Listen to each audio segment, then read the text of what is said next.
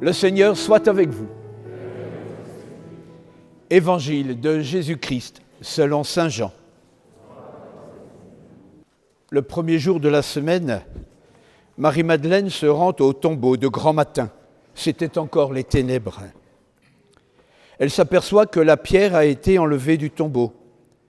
Elle court donc trouver Simon-Pierre et l'autre disciple, celui que Jésus aimait, et elle leur dit « On a enlevé le Seigneur de son tombeau et nous ne savons pas où on l'a déposé. » Pierre partit donc avec l'autre disciple pour se rendre au tombeau.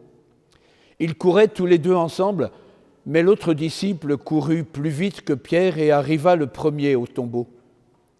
En se penchant, il s'aperçoit que les linges sont posés à plat. Cependant, il n'entre pas.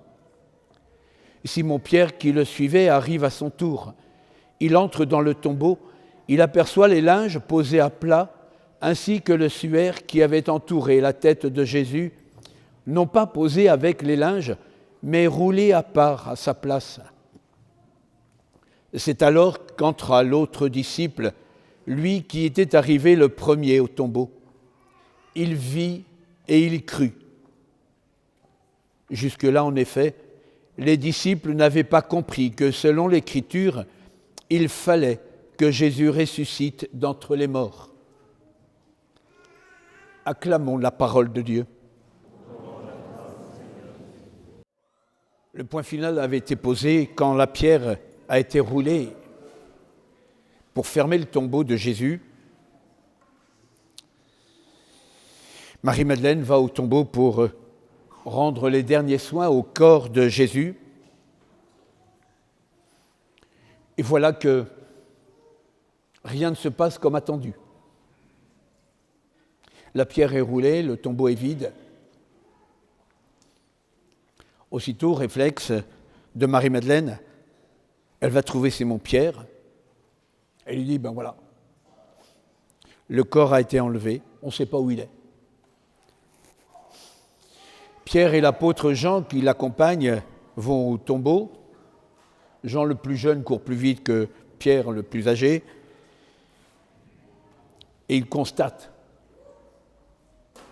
et chacun différemment. Pierre entre dans le tombeau et il voit les linges disposés soigneusement. Il reste interloqué. L'autre disciple rentre à son tour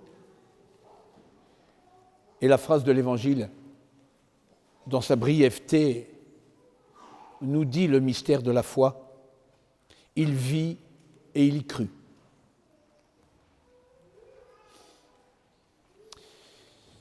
Aucun mot, rien, uniquement ce signe des linges posés. Et l'Évangile poursuit, jusque-là, en effet, les disciples n'avaient pas compris que, selon l'Écriture, il fallait que Jésus ressuscite d'entre les morts.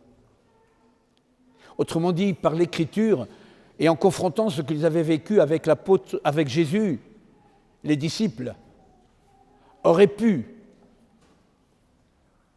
s'ouvrir à la foi. Il a fallu ce temps, ce signe du tombeau vide, pour que le lien se fasse au cœur de l'apôtre que Jésus aimait.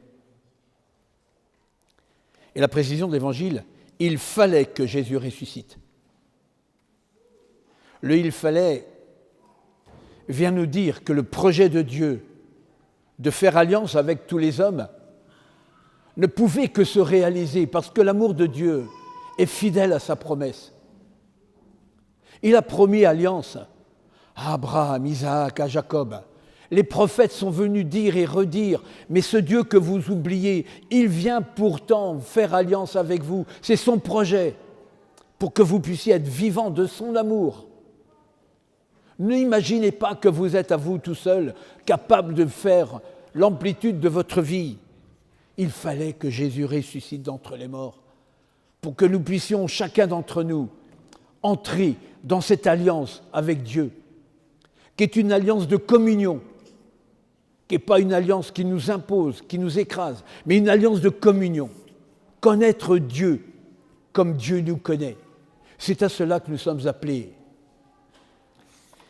Et les autres lectures, chacune à leur façon, nous montrent que le chemin, depuis ce temps de l'ouverture à la fois des deux apôtres Pierre et Jean, ce chemin se poursuit.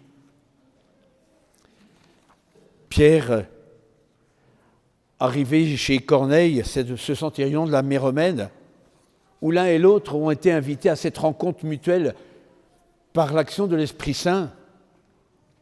Et Pierre commence et raconte l'histoire de Jésus de Nazareth et lui raconte comment eux, les disciples, ont été appelés à être témoins et à rendre compte de ce qu'ils ont vu et entendu.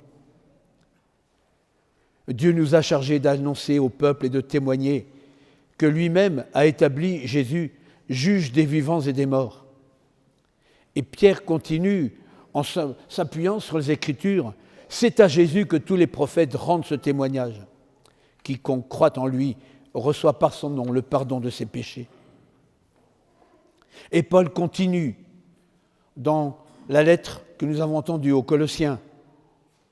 Si vous êtes ressuscités avec le Christ, recherchez les réalités d'en haut. Pensez aux réalités d'en haut et non à celles de la terre. Ça ne veut pas dire qu'il faut fuir notre monde. Ça veut dire qu'au cœur de notre monde, nous avons à repérer les signes qui nous sont donnés de la présence de Dieu. Les signes qui nous sont donnés du Christ ressuscité. Et c'est parce que nous repérons ces signes qu'à la suite des apôtres, avec toute l'Église, nous avons à être témoins dans ce monde du Christ ressuscité. Espérance pour tous. Notre vie ne se limite pas à ce que nous en voyons, à ce que nous en percevons. Sans ça, comment expliquer qu'à travers notre pays, entre autres, plus de 7000 adultes aient demandé à recevoir le baptême. Ils l'ont reçu hier soir. 7 étaient ici hier soir. Comment expliquer que les uns et les autres, chacun à notre façon, nous soyons présents ce matin, si effectivement le Christ n'est pas ressuscité? Comment expliquer tous ceux qui, à travers le monde, portent l'Évangile, si le Christ n'est pas ressuscité? Si vraiment il n'est pas ressuscité, nous sommes floués du début à la fin.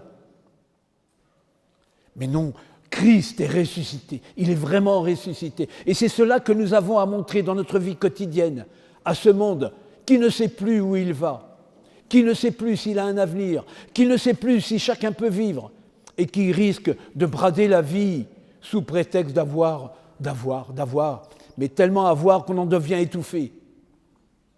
Oui, Christ est ressuscité. C'est pour la paix de notre monde, c'est pour la paix de chacun d'entre nous, mais c'est pour la vie totale, définitive, dans la rencontre avec Dieu, totalement, au-delà de toute mesure. On comprend la surprise de Marie-Madeleine. Mais cette surprise, elle devient témoignage de la foi. Et la surprise est encore plus grande quand nous voyons tous ceux qui reconnaissent qu'aujourd'hui encore, nous pouvons affirmer à notre monde, quoi qu'on en dise par ailleurs, oui, Christ est vraiment ressuscité. Alléluia, alléluia.